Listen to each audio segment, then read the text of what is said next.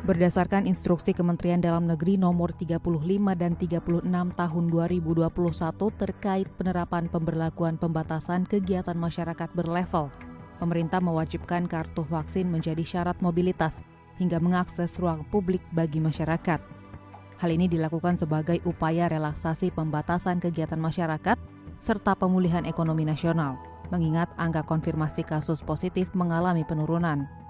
Sejumlah daerah di wilayah Jawa dan Bali mulai memberlakukan kebijakan kartu vaksin kepada masyarakat yang ingin melakukan mobilitas hingga mengakses ruang publik. Kondisi tersebut menyebabkan terjadinya peningkatan mobilitas masyarakat secara signifikan dibandingkan periode PPKM darurat.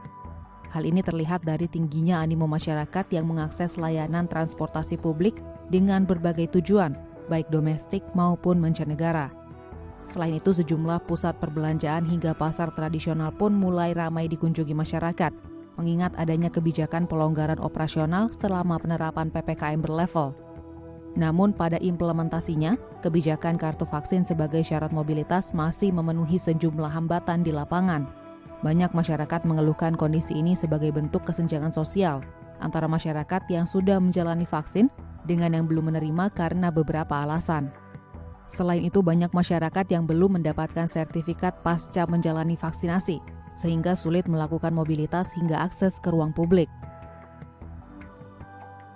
Tadi masih sampaikan, keributan-keributan kecil atau kendala-kendala dalam memasuki pusat perbelanjaan itu kami berharap disikapi masyarakat ini sebagai upaya sebenarnya kita bersama untuk tetap menurunkan laju penularan ya, supaya tadi tidak dianggap bahwa adanya kita tahu penurunan PPKM level, pelonggaran kegiatan masyarakat, tapi kemudian bukan berarti prokesnya itu juga ikut longgar begitu. Jadi tetap ya dalam rangka kita berusaha menekan laju penularan yang walaupun saat ini trennya sudah menurun, tapi kita ingin lebih turunkan terutama angka kematian, angka konfirmasi yang masih 10.000 ini.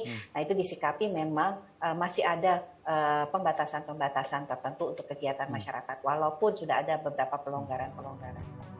Guna mendukung kebijakan kartu vaksin, pemerintah akan terus mendorong percepatan hingga pemerataan vaksin ke berbagai daerah di tanah air.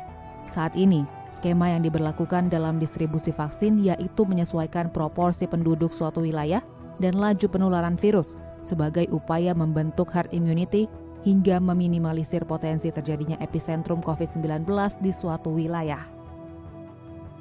Jadi memang distribusi vaksin itu ya ada beberapa pertimbangan yang seperti Bu Dia sampaikan ya, bahwa pertama tentunya kita melihat dari proporsi jumlah penduduk. Tentunya provinsi-provinsi yang jumlah penduduknya besar pasti akan mendapatkan alokasi yang lebih besar.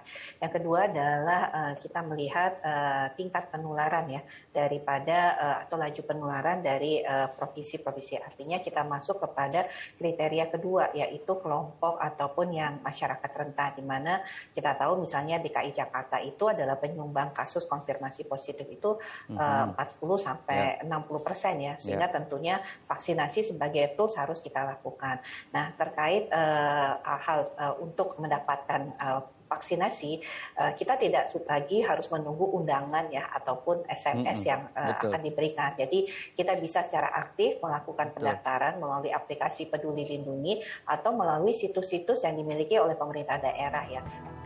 Diharapkan masyarakat dapat menyikapi kebijakan kartu vaksin sebagai upaya relaksasi pembatasan kegiatan masyarakat tanpa mengabaikan kebijakan penguatan protokol kesehatan dalam kehidupan bermasyarakat. Tim Liputan, DAI TV.